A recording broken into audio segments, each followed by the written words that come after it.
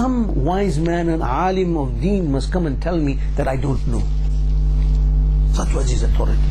So one year he was based in, not based actually, he was in Basra at that time.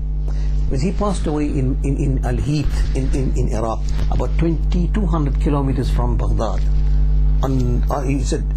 You divert, if you're coming from Jordan to Baghdad, it is a left turn. And if you're coming from Baghdad, going to Baghdad to Jordan, it is on the right. I actually went to look for his qabr, his sacred grave, and I found it in Heath. Right. Imam Abdullah ibn Mubarak radiyallahu ta'ala, Amir al-Mu'minin fil Hadith, he was in Basra. And it was time for Hajj. And he had the money for Hajj, so he was going for Hajj. On his way to Hajj, about leaving the city of Basra, he noticed a woman in niqab going to the mud and dirt where people used to throw all the dirt, scraping through it, and she picked up a dead duck, a duck that had died, a chicken or whatever it was, something that had died. She picked it up from that dirt, from that mud, and she was cleaning it up. It shocked him. He said, a Muslim, a niqab, seemed to be a very pious woman. She's wearing niqab, nothing of her body is showing, and she is picking up this dead animal and she's cleaning it.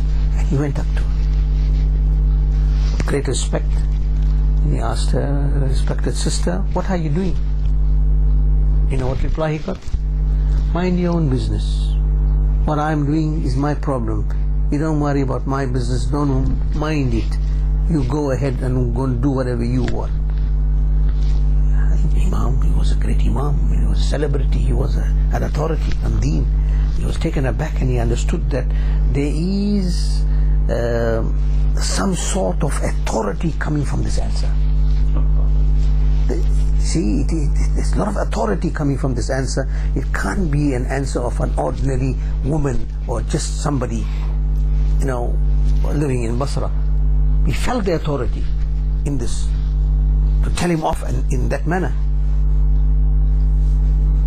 Generally, when you are oppressed, when you're in that state of hunger, you become very humble. Right? You understand? And if somebody comes and says, you seem very hungry, can I do something for you? You may just burst in tears and say, yes, I am hungry, I haven't eaten for so many days. You become humble. But this is contrary to that. Right? She's picking up something that is illegal in Islam, haram. Right? And she knows the consequences. You pick up something dead, you don't know, it could be diseasing. She knew that. She was cleaning it. Imam Abdullah ibn Mubarak radiyallahu anhu received that answer, and then what he said? My respected sister, I would like to assist you and help you, to take you out of your misery. It seems like you are very disturbed. Because he was a man of standing, he had perception, he was an arif of Allah.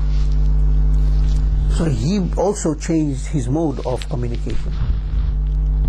And when he expressed that concern and that love that Imam Abdullah ibn Mubarak, love for humanity, when he expressed to her, she burst out crying. It took its toll. It hit its target. She began crying. And he said, I will not expose to anybody, whatever your situation and plight is, please explain to me. I am in a position maybe to help you. Then she said, she also sensed that the man that's talking to her is a man of authority as well. Then she said to him that, look, my husband had passed away, I am a widow. And my husband has left me with children who are all daughters. And my husband was a poor man, he didn't leave any estate or wealth for me. All he left with me to care for is these young children who have not eaten food for so many days. And our blood and nature the family that we belong to doesn't allow us to go and beg at anybody and ask them for anything, but we are told to make sabr. So Imam Abdullah ibn Mubarak radiallahu anhu understood. But he asked, who are you? He said, I am a Sayyid and I am Ahle Bayt of Sayyidina Rasulullah sallallahu alaihi wasallam, direct descendant of Sayyidina Rasulullah sallallahu alaihi wasallam. Imam Abdullah ibn Mubarak heard this and he broke down. And he says, oh my Sayyida, oh my respected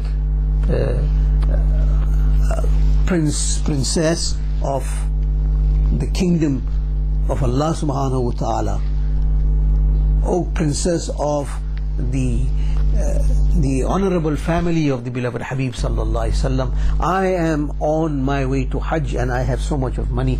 That Hajj is not farz on me, this is my nafil Hajj, but hereby I give you all the wealth that I have accumulated for this Hajj.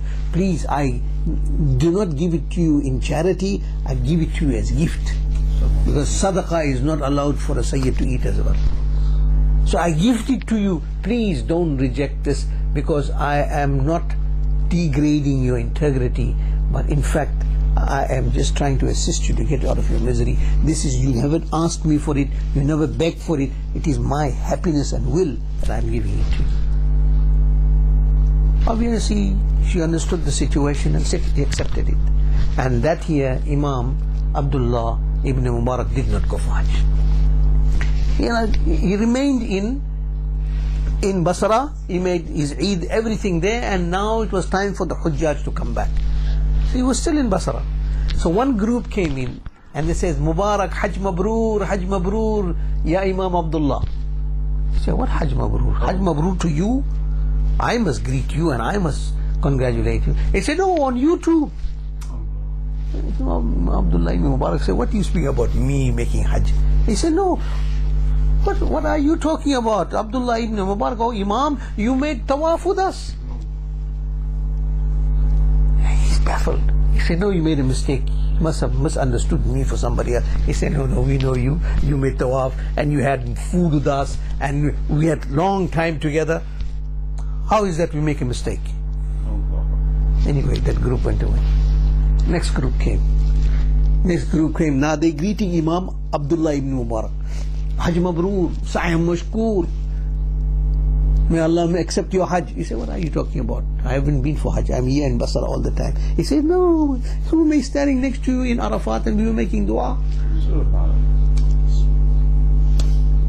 He brushed that off. Next group came. Ya Imam, oh Imam, Hajj Mabrur, Hajj Mabrur. He said, what are you talking about now? I was getting more confused. Hajj Mabrur? I haven't been for Hajj. I'm in Basra all the time. I made my Salatul Eid in Basra. He said, you made Salatul Eid in Basra. How can it be possible when we made Qurbani together? How is this possible? He got very confused now. Anyway, the whole evening, and then he went to sleep. He went to sleep, but his nasib got up. He went to sleep, but his, nasib opened his eye, and what did he think he's dreaming of? He dreamt of the Sayyidina Rasulullah sallallahu alaihi wasallam appeared in his dream. Allahu Akbar, for that one vision we can sacrifice 1,000,000 lives. One vision. Sayyidina Imam Abdullah ibn Mubarak radiallahu ta'ala dreams of the beloved Habib Sayyidina Mustafa sallallahu alaihi wasallam, and he says, Mubarak to you. Oh Abdullah, Mubarak to you. You have shown so much of care and respect and concern for one of the members of my family in Basra, and I was very pleased and I made dua to Allah for you.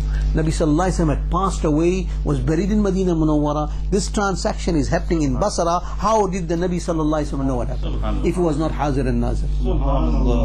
How does he know? How does he know? If the Nabi is not haazir and naazir, if to believe the Nabi is haazir and naazir, if according to some group is shirk and bid'ah and haram and kufr. So Imam Abdullah ibn Mubarak radiallahu anhu, what are you going to say about his experience? Are you going to call Imam Abdullah ibn Mubarak a liar that Nabi sallallahu alaihi wasallam came in his dream?